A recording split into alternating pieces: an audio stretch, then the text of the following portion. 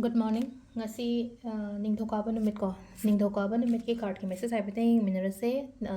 Monday se number ahamba da ko number se 47 lere color da ngo bo machu gumba kai gumba da maina ma lere ko aduga aina chak thongba da kitang hapo ha ba do ko sangom loba sangom anobagumba adum nunti sinaba oiragadi chamas amagumba hapa natraga hadi sangom su kemta hadi use tawdaba khotaba imung su leina ko taragadi chini maru ama ani khatang adain taraga happy bai ko hadi chak thong matamda monday gi oina ko ado hambada phagi card ki message yengase aduga timing afaba su happy yengase ko ngasi gi oina timing afaba se keke leike haibado tumaga yengminarase ko ado nutigi akoina lothokpa dumaina ko hadi card se ohum katang lothose ko sidagi hadi 3 cards katang choose tawrase ko card number 1 card number 2 aduga card number 3 ko 1 2 3 ko basi lere ani shuba sida lere ahum shuba sida lere ko hadi numbers ti do na chaseba number 1 2 3 number apamba ma khanbiyo ko adu matungina kari guidance la ke habado du yeng minarase ko nomagi energy ko first say star like ko star la ko matam sida ko thaja ba thamoi sha da yamna hope thamo faith thamo yamna positive oigani ko ngasi gi oina ngasi gi numite positive oigani ishona chanbi ba numit habado adu maina su oi ko adu duna sida lady se ko sida ahogi se laiba hadi isha sungai re ko yamna mood hai tare ko wakhan nungai na su layo ko ngasi gi numit sa sisin ahamba gero ani shuba lere ko ani shuba sida se lai se kai hadi kitang hadi thaba inkhang se ko hadi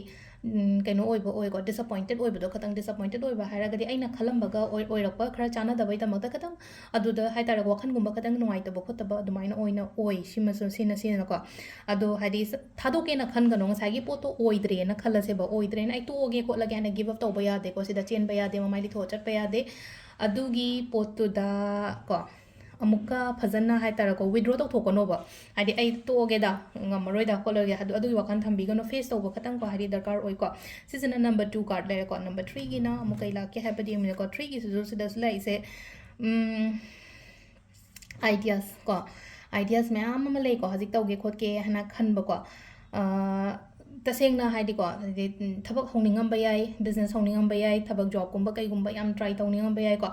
tawo hoba yaraba matam ne ko je khalaga legadaba matam nate just take action hai tare ko sida ko action gumba logadaba matam ne haidi ko nang nasa se hai tare ko haidi capable oy na khanbi obi sha se ko capable oy haidi ai ngamgani haibagi adugi confident thamu ko adudada aina thabak tawba matam da haidi mai pa kani ko haidi confident latragadi isha ithanda self doubting self worried oiragadi kamaina yagani aduduna haidi confident yam phajana layo focus thamo aduga phajana hona biu ko ado sisina ko gi card lere aduga timing se ki pung taru ka minute yang khai doi dagi na pung 9 ga minute 35 phong lere dagi 9 ga minute 9 dai na pung 38 ga minute 10 phong lere ko adagi na pung 2 ga minute 2 dagi na nungdang gi pung 3 ga minute yang khai doi phong lere ko aduga ahing gi na 38 ga minute ama dagi na pung 12 ga minute 30 phong lere nungalam dagi na 2 ga minute 10 dagi na pung 3 ga minute yang khai ni doi phong lere ko sisina ko gi ngasi gi na for timing ko to ngai english ta sum happy on happy hour ko ngang karana 6:53 am to 8:19